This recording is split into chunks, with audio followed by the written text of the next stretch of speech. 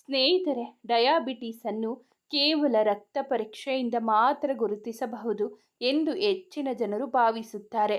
ಆದರೆ ನಮ್ಮ ಜೀವನದಲ್ಲಿ ನಾವು ತುಂಬ ಬ್ಯುಸಿಯಾಗಿರುತ್ತೇವೆ. ದೊಡ್ಡ ರೋಗವೊಂದು ಮುಂದೆ ಬರುವವರೆಗೂ ಪರೀಕ್ಷೆ ಮಾಡಿಸುವ ಬಗ್ಗೆ ಯೋಚಿಸುವುದೇ ಇಲ್ಲ. ಆದರೆ ನಿಜವಾದ ಸತ್ಯವೆಂದರೆ ನಮ್ಮ ದೇಹವು ಬಹಳ ಸ್ಮಾರ್ಟ್ ಆಗಿದೆ. ಯಾವುದೇ ರೋಗವು ಇದ್ದಕ್ಕಿದ್ದಂತೆ ಬರುವುದಿಲ್ಲ. ನಮ್ಮ ದೇಹವು ಹೆಚ್ಚಾಗಿ ಮೊದಲೇ ಸಂಕೇತಗಳನ್ನು ನೀಡಲಾರಂಭಿಸುತ್ತದೆ ಮತ್ತು ನಿಮಗೆ ತಿಳಿದರೆ ಆಶ್ಚರ್ಯವಾಗುತ್ತದೆ. ಹೈ ಬ್ಲಡ್ ಶುಗರ್ನ ಹಲವು ಆರಂಭಿಕ ಸಂಕೇತಗಳು ಮೊದಲು ನಮ್ಮ ಪಾದಗಳಲ್ಲಿ ಕಾಣಿಸಿಕೊಳ್ಳುತ್ತವೆ. ಡಾಕ್ಟರ್ಗಳು ಹೇಳುತ್ತಾರೆ, ದೇಹದಲ್ಲಿ ಶುಗರ್ ಮಟ್ಟ ಹೆಚ್ಚಾಗಲು ಆರಂಭಿಸಿದಾಗ ಅದರ ಮೊದಲ ಮತ್ತು ಅತ್ಯಂತ ಕೆಟ್ಟ ಪರಿಣಾಮ ನಮ್ಮ ನರಗಳು ಅಂದರೆ ನಾಡಿಗಳು ಮತ್ತು ರಕ್ತ ಸಂಚಾರದ ಮೇಲೆ ಬೀಳುತ್ತದೆ. ಏಕೆಂದರೆ ಪಾದಗಳು ನಮ್ಮ ಹೃದಯದಿಂದ ಅತ್ಯಂತ ದೂರವಿರುತ್ತವೆ. ಆದ್ದರಿಂದ ರಕ್ತ ಪ್ರವಾಹ ಮತ್ತು ನರಹಾನಿಯ ಸಮಸ್ಯೆ ಮೊದಲು ಅಲ್ಲಿಂದಲೇ ಪ್ರಾರಂಭವಾಗುತ್ತದೆ. ಇದರಿಂದಾಗಿ ಪಾದಗಳಲ್ಲಿ ತುಂಬುವಿಕೆ, ಸುಡುವಿಕೆ, ಊತ ಅಥವಾ ಗಾಯಗಳು ತಡವಾಗಿ ಹೊಂದಿಕೊಳ್ಳುವ ಅಂತಹ ಸಂಕೇತಗಳು ಕಾಣಿಸಬಹುದು. ಇಂದು ನಾನು ನಿಮಗೆ ಒಂದು ದೈನಂದಿನ ಅಭ್ಯಾಸವನ್ನು ಮಾಡಲು ಹೇಳುತ್ತೇನೆ.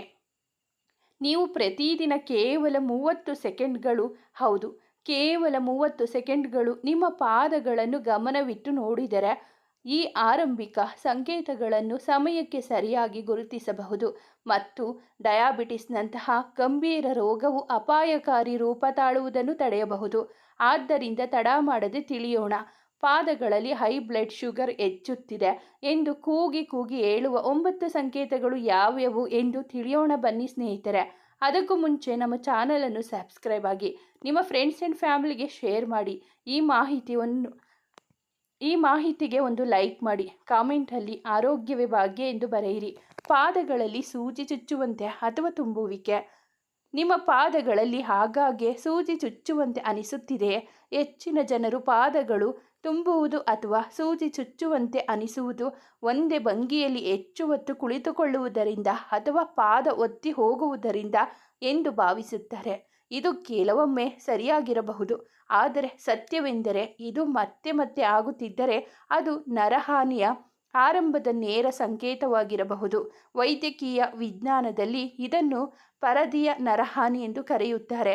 ಡಯಾಬಿಟಿಸ್ನಲ್ಲಿ ರಕ್ತದಲ್ಲಿ ಇರುವ ಹೆಚ್ಚುವರಿ ಶುಗರ್ ನಮ್ಮ ನರಗಳ ಹೊರ ಪದರಗಳನ್ನು ನಿಧಾನವಾಗಿ ಹಾನಿಗೊಳಿಸುತ್ತದೆ. ಇದು ಯಾವುದೇ ತಂತಿಯ ಮೇಲಿನ ಪ್ಲಾಸ್ಟಿಕ್ ಕವರ್ ಕತ್ತರಿಸಿದಂತೆ.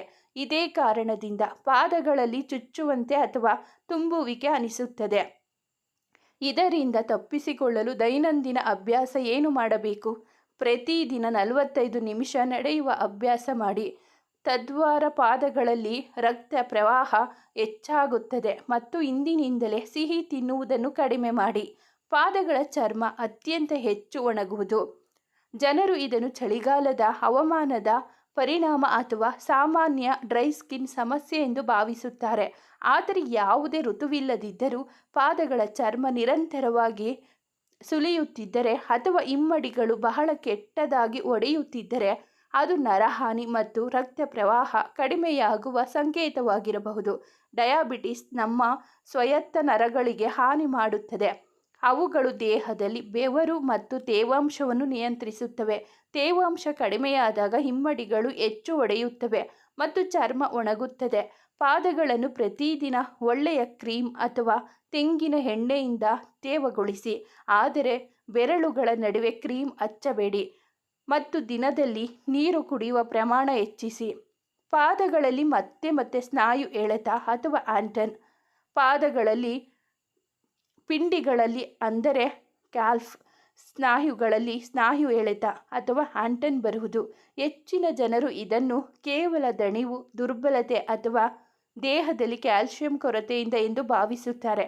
ಆದರೆ ಅರ್ಧರಾತ್ರಿ ಮಲಗುತ್ತಿರುವಾಗ ಇದ್ದಕ್ಕಿದ್ದಂತೆ ಪಾದಗಳಲ್ಲಿ ತೀವ್ರ ಸ್ನಾಯು ಎಳೆತ ಬರುವುದು ಹಲವೊಮ್ಮೆ ರಕ್ತ ಸಂಚಾರ ಕೆಟ್ಟಿರುವ ದೊಡ್ಡ ಲಕ್ಷಣವಾಗಿದೆ. ಡಯಾಬಿಟಿಸ್ ರೋಗಿಗಳಲ್ಲಿ ರಕ್ತನಾಳಗಳು ಗಟ್ಟಿಯಾಗುತ್ತವೆ. ಇದರಿಂದ ರಕ್ತ ಸಂಚಾರ ಕೆಟ್ಟಿರುವ ದೊಡ್ಡ ಲಕ್ಷಣವಾಗಿದೆ. ಡಯಾಬಿಟಿಸ್ ರೋಗಿಗಳಲ್ಲಿ ರಕ್ತನಾಳಗಳು ಗಟ್ಟಿಯಾಗಿರುತ್ತವೆ. ಇದರಿಂದ ರಕ್ತ ಸಂಚಾರ ಕೆಟ್ಟಿರುವ ದೊಡ್ಡ ಲಕ್ಷಣವಾಗಿದೆ. ಡಯಾಬಿಟಿಸ್ ರೋಗಿಗಳಲ್ಲಿ ರಕ್ತನಾಳಗಳು ಗಟ್ಟಿಯಾಗಿರುತ್ತವೆ. ಇದರಿಂದ ರಕ್ತ ಪ್ರವಾಹ ನಿಧಾನಗೊಳ್ಳುತ್ತದೆ. ಪಾದಗಳ ಸ್ನಾಯುಗಳಿಗೆ ಸಾಕಷ್ಟು ಆಕ್ಸಿಜನ್ ಸಿಗದಿದ್ದಾಗ ಅವುಗಳಲ್ಲಿ ಇದ್ದಕ್ಕಿದ್ದಂತೆ ಸ್ನಾಯು ಎಳೆತ ಬರುತ್ತದೆ. ನಿಮ್ಮ ಡಯೆಟ್ನಲ್ಲಿ ಮ್ಯಾಗ್ನೀಷಿಯಂ ಮತ್ತು ಪೊಟ್ಯಾಷಿಯಂ ಇರುವ ಆಹಾರಗಳನ್ನು ಸೇರಿಸಿ. ಉದಾಹರಣೆ, ಬಾಳೆಹಣ್ಣು, ಹಸಿರು ಎಲೆಯ ತರಕಾರಿಗಳು, ಚಿಯಾ ಸೀಡ್ಸ್ ಮತ್ತು ನಟ್ಸ್.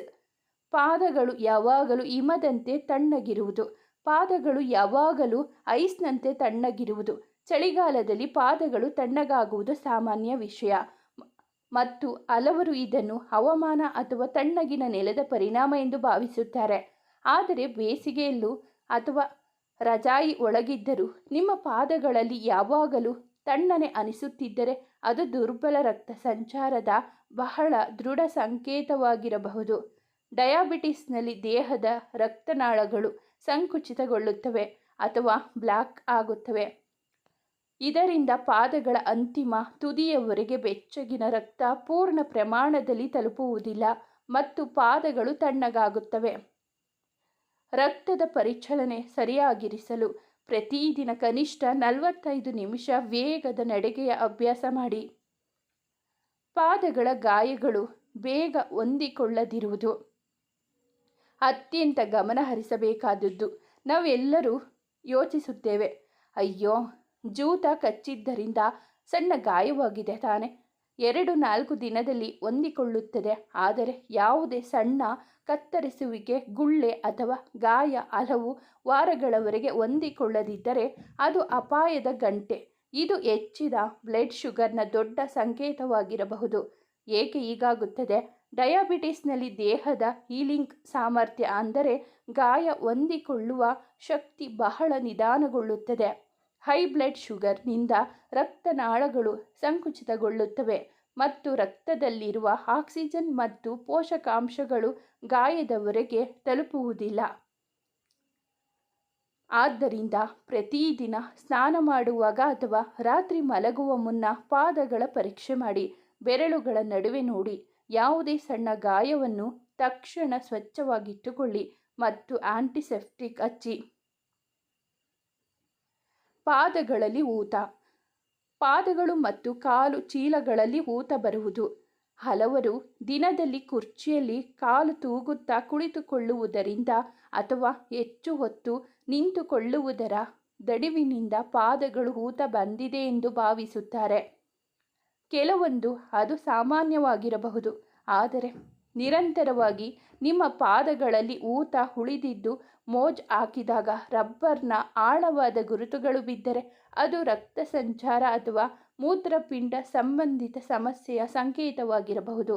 ಅದು ಡಯಾಬಿಟಿಸ್ನ ಒಂದು ಸೈಡ್ ಎಫೆಕ್ಟ್ ಆಗಿದೆ. ಹೈ ಬ್ಲಡ್ ಶುಗರ್ ನಮ್ಮ ದೇಹದ ದ್ರವ ಸಮತೋಲನ ಮತ್ತು ಮೂತ್ರಪಿಂಡದ ಫಿಲ್ಟರ್ ಸಾಮರ್ಥ್ಯವನ್ನು ಪ್ರಭಾವಿಸುತ್ತದೆ. ಇದರಿಂದಾಗಿ ದೇಹದ ನೀರು ಪಾದಗಳಲ್ಲಿ ಸಂಗ್ರಹವಾಗುತ್ತದೆ. ಎಲ್ಲಿಯಾದರೂ ವಿಶ್ರಾಂತಿ ಪಡೆಯುವಾಗ ಪಾದಗಳ ಕೆಳಗೆ ಒಂದು ದಿಂಬು ಇರಿಸಿ. ತದ್ವಾರ ಪಾದಗಳು ಹೃದಯದ ಮಟ್ಟಕ್ಕಿಂತ ಸ್ವಲ್ಪ ಮೇಲ್ಭಾಗಕ್ಕೆ ಇರುತ್ತದೆ. ಜೊತೆಗೆ ನಿಮ್ಮ ಆಹಾರದಲ್ಲಿ ಉಪ್ಪಿನ ಸೇವನೆ ಕಡಿಮೆ ಮಾಡಿ. ಪಾದಗಳಲ್ಲಿ ಯಾವುದೇ ಕಾರಣಕ್ಕೂ ಇಲ್ಲದೆ ನೋವು ಬರುವುದು. ಜನರು ಇದನ್ನು ಕೇವಲ ವಯಸ್ಸಿನ ಪರಿಣಾಮ ಅಥವಾ ಹೆಚ್ಚು ನಡೆದಿದ್ದರ ಪರಿಣಾಮ ಎಂದು ತಿಳಿದು ಪೇನ್ಕಿಲ್ಲರ್ ತಿಂದು ಕೆಲಸ ನಡೆಸುತ್ತಾರೆ. ಆದರೆ ಯಾವುದೇ ಗಾಯ ಅಥವಾ ಹೆಚ್ಚು ಶ್ರಮವಿಲ್ಲದೆ ಪಾದಗಳಲ್ಲಿ ನಿರಂತರ ನೋವು ಇದ್ದರೆ ಅದು ನರಗಳ ಹಾನಿ ಅಥವಾ ಊತದ ಸಂಕೇತವಾಗಿರಬಹುದು. ದೀರ್ಘಕಾಲ ಶುಗರ್ ಮಟ್ಟ ಹೈ ಆಗಿದ್ದರೆ ನರಗಳಲ್ಲಿ ಊತ ಬರಬಹುದು.